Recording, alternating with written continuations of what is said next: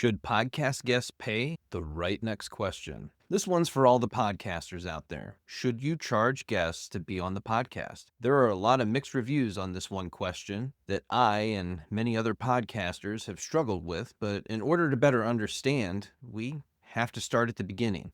When you start a podcast, you often have a concept of an idea, a theme, or an overarching question you're trying to answer that you believe audiences are ready for. Of course, the easy answer is just start, and the right people will find you. I used to hear this all the time, but this factoid is true. If you do anything consistently over a long period of time, there's going to be a result. That result may not be what you expect, but once momentum is created, it cannot be stopped if you're consistent. Consistency is a bad word these days. It implies that you must have accountability. Too many people dream of doing something but never move forward on it because the dream is better than the reality of trying. What if you fail, you think? What if I can't get sponsors? When should I get sponsors? Should I get sponsors? Should I do this all for free?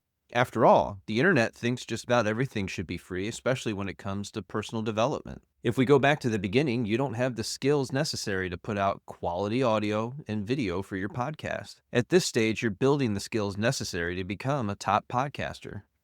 In the first 100 episodes, you're figuring out what it means to ask the right next question. You may be nervous, shaking your voice during interviews with a lot of ahs and ums as you figure out what you're going to say next. Interview podcasts require you to develop the skill of conversation, but also the ability to think quickly to an ever-evolving conversation and pick up the nuance of the person staring back at you through riverside.fm or whatever service you're currently using. You'll go through several of these services over the years as you figure out what gives you the best workflow. Another interesting part of my journey is that I live in Central Illinois. I'm just a middle-aged dude who decided to start a podcast, and thanks to cold DMs on Instagram, was able to interview people I've admired for years and have read their books.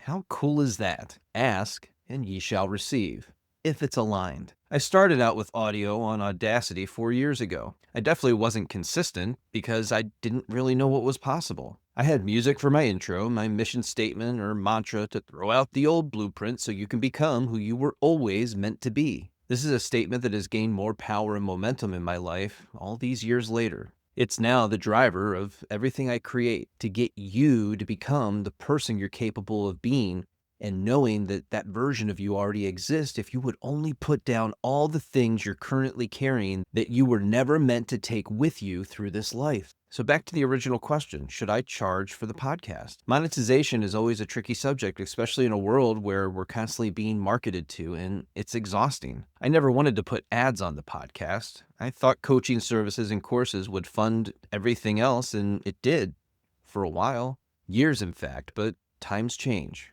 Now I'm at a crossroads. I have a top 1.5% podcast globally, and that's pretty good. I know if I up the number of podcasts that I'm recording, those numbers would improve within 30 days per the analytics. Remember, consistency matters. It seems as though in order to grow the podcast, you have to be a part of a network. But that also comes with inflated numbers and a PR agency, along with releasing control over something that took years to build, but without 10K downloads per episode, real or inflated, organically, they say, the sponsorships don't roll in. You have to seek them out, and even then, you don't often get an email response back. On a daily basis, I receive podcast pitches that start out by saying, "I really loved your latest episode with insert name.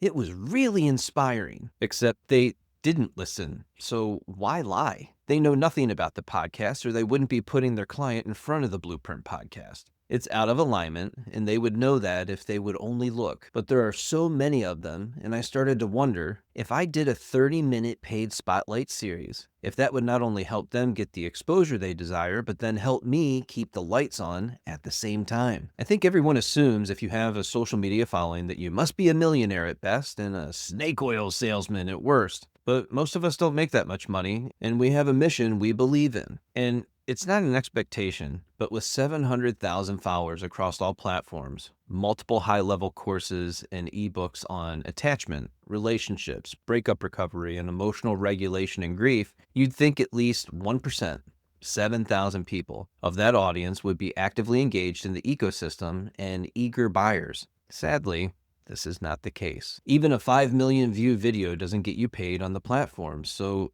what do? You can go back to work and give up after helping hundreds of thousands of people through your videos. You can keep selling things off from your basement and do your best to keep the dream alive for another day, or you can do paid spotlight interviews and make sure you follow the FCC guidelines on disclosure, audibly in the episode and written in the show notes. Unfortunately, a lot of people don't disclose that information. Be sure to look this up. This isn't advice. So what now? Well, it's 4:19 in the morning. I've been up since 3 a.m. writing this, trying to figure out how to make all this work and how I can keep it all going. And the honest answer is, I don't know.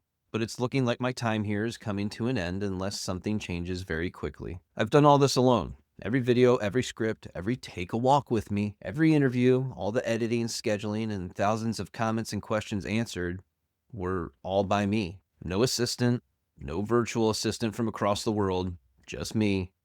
And I'm left to ponder, what am I missing?